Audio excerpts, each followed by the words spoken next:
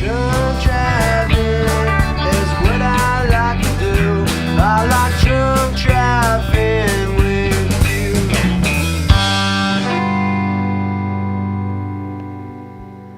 Alright, so this one will be about getting your Japanese driver's license. So I'm going to walk through some simple steps. You're still going to want to take the driver's lessons. I recommend them highly. But these are the things that I learned on the driver's test that, you know, you're probably going to have to do. I'm not sure if it's universal or, yeah. So there may be some little differences between some of the places, so I don't know. But these are some things that you're going to have to do. First things off, you need to check your tires. So before you even get into the car, when you walk up to it, your instructor will pull the car up. He or she will get into the other side, and before you even touch that driver's side door, you need to get down and check the underside, the tires, and then go to the front and do the same thing. You need to check front side, then you need to check driver's side, make sure there's nothing underneath. Now, you won't be driving this type of car. This is a K car. This is not what they provide. They provide something that's more like a taxi. So you're going to be driving, it's going to be a little bit bigger. But same thing. So before you get in, check, make sure, by the way, no one's going to be coming, but it's just part of the ritual. So when you get in, slide into your chair. Okay, first thing you do when you get in the car, go ahead and adjust your seat. Move it back, move it forward, do whatever it is you got to do to make sure that you have enough leg room and that you're not all the way back reaching for the steering wheel. Everything has to be comfortable. It has to be right there in your reach. If it's not, he or she may deduct points. Okay, so second thing you do is you go ahead and check your mirrors. So first one, you always check this one first. So you go ahead, check that, make sure you can see in the back. Check the passenger side, okay. Check the driver's side, okay. If you don't do any of these things, so if you don't check the front of the car, if you don't check the back of the car, if you don't move your seat and check your mirrors and then put your seatbelt on, you're gonna fail. If you don't check the front back sides, that's an automatic fail. So you have that, so be careful with that. Alright, same thing, if you don't adjust your seat, if you don't check your mirrors and then put on your seatbelt before you even put the key into the ignition, you're gonna fail. They don't tell you that it's an automatic fail. They let you finish, so you can do the whole course perfectly, and if you don't do those things, you fail. Alright, so here's just a couple of things to basically look out for and things that you're going to want to do whenever you go ahead and take your test. So first thing, after you do all that, so once you check everything, once you get in, situate yourself, get your mirrors and everything, get your seatbelt on. Well, I won't put it on because I don't even have the keys right now. But you go ahead, you can put your key in the ignition at that point, and you can start. The instructor will then tell you, well, basically they'll ask you like, oh, you ready? Yeah, let's go. So before you go, make sure you're checking this mirror and back. Now there's not going to be anybody on the course. The course is going to be devoid of people, but you have to check those two things. Then you check your back mirror, then you hit your blinker. Don't hit your blinker and then check it. Check your mirror first, blinker, check everything else. Then you can go ahead and put the car in drive and go out. Now whenever you're going out, don't automatically hit the gas and start going really fast even though there's no one there. Hover your foot, like so, over the brake. Don't hit it, but hover above the brake and slowly pull out, checking back each time to make sure there's no one there. Then you can go out. So the speed you're gonna go is about 20 kilometers per hour when you come out. Don't try to gun it, just go ahead and ease into 20, but stay there. You don't want to go over it. So that's the same for all speed limits. You don't want to be over the speed limits. You just want to be pretty much right there. You only want to be a little bit under, maybe, you know, but you don't want to be like, if it says 30 going 20. That's no good. So when you go, a couple of things, you may see a crosswalk, sort of have like a children's crossing sign. Don't hit the brake. That's the big thing about this test. Your foot needs to stay on the gas. for pretty much the whole time, unless you're making stops. The only other exception is if you're coming up to the crosswalk, you hover your foot over the brake. You don't hit it, you hover over, and then when you're coming up to the crosswalk, you have to look left, right.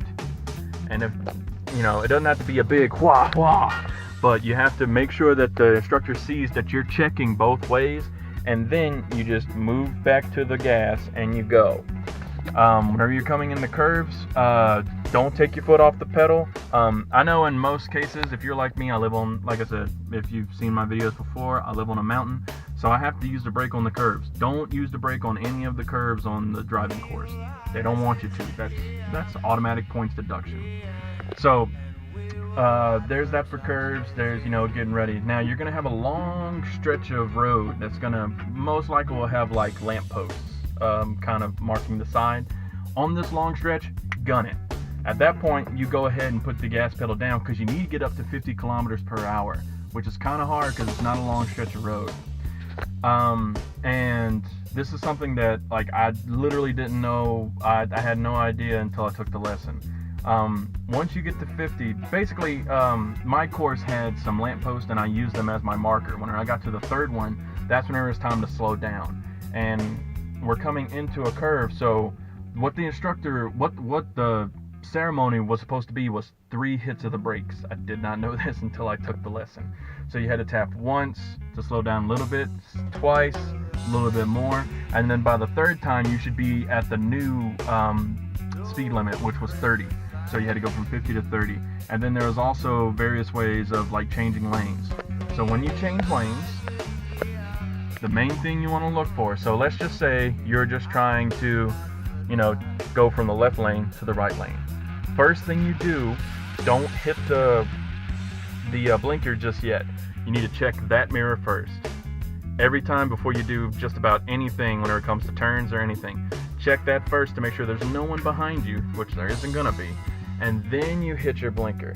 So if you're gonna go right, you check blinker, then you check mirror, you look back, and then you gradually merge into the other lane. Don't do it as a big yank. You gotta just gradually do it and then straighten the car out. Now, you never want to be too far to the right. You always want to be more, unless you're from a left driving country, you want to be more to the left instead of the right. And then same thing goes whenever you're going to turn. So let's say you're coming up to a turn, there's no stop sign, so you can just gradually turn into it. First thing you need to do is, of course, check your mirror first. Check that back mirror. Then you go ahead and hit your blinker.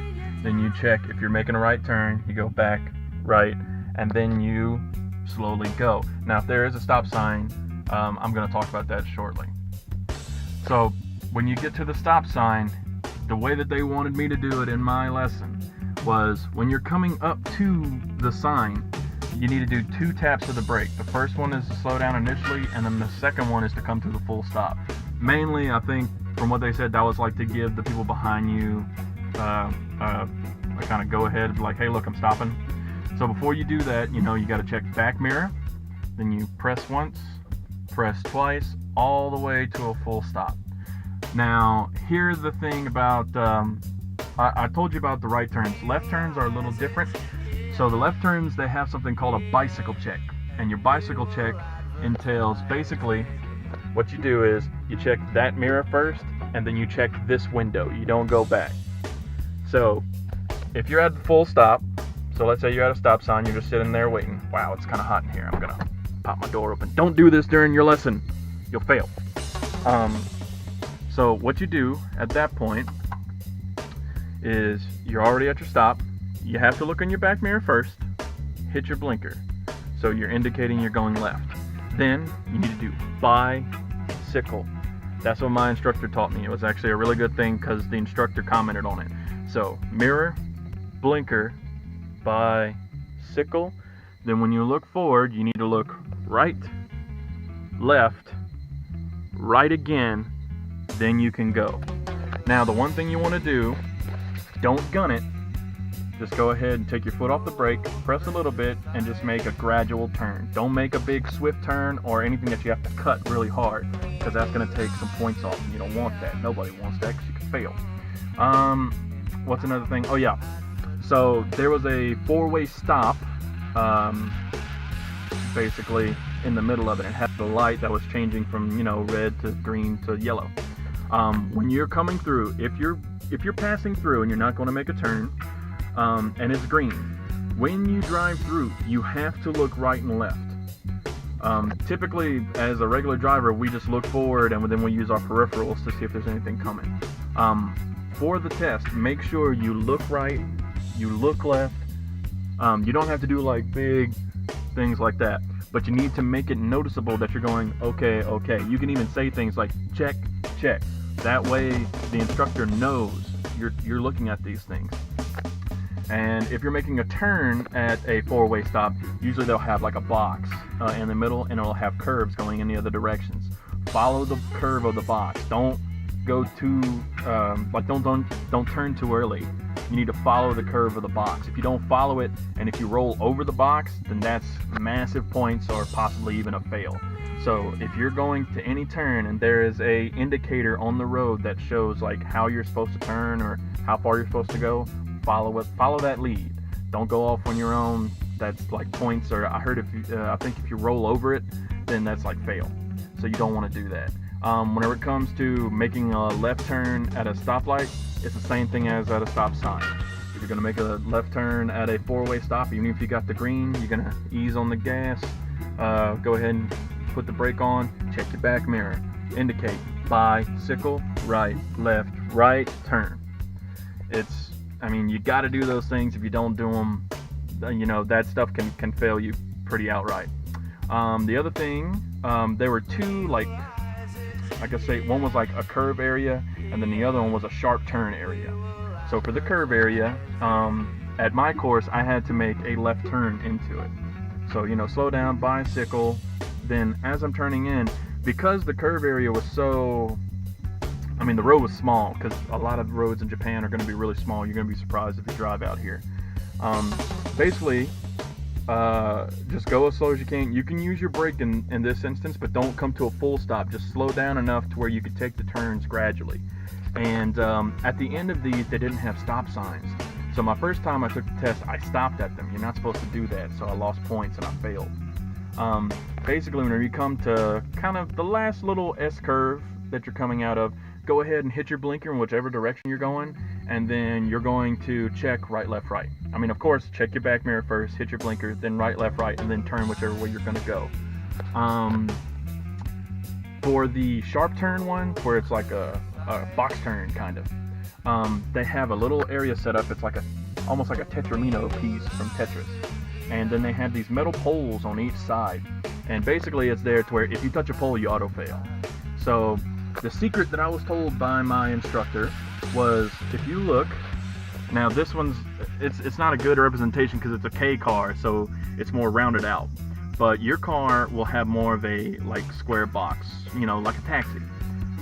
When you're driving forward, you'll see the front of where like the road's gonna cut, so you box to the right or box to the left. Once your left side basically overtakes that in your vision, go ahead and cut it. Now this is the one time to where you kind of need to hurry up and turn the wheel, because if you make too wide a turn, you're going to hit the metal poles, so you don't want to do that. And then it's the same thing coming out of there. If you're going to come out, you need to check your back mirror first, indicate, then right, left, right, and then turn whichever way you're going to go. Whenever you're going across double lanes, that one was a little tricky, because the way that they wanted me to do it, because you're always going to want to get into the left lane first and then change lanes afterwards. So the way you got to do it is, whenever you're coming out, you have to pull forward, and then you gradually turn whenever you enter that first, like the right lane to get to the left lane. That's where you make your turn, and you gradually just come into the left lane.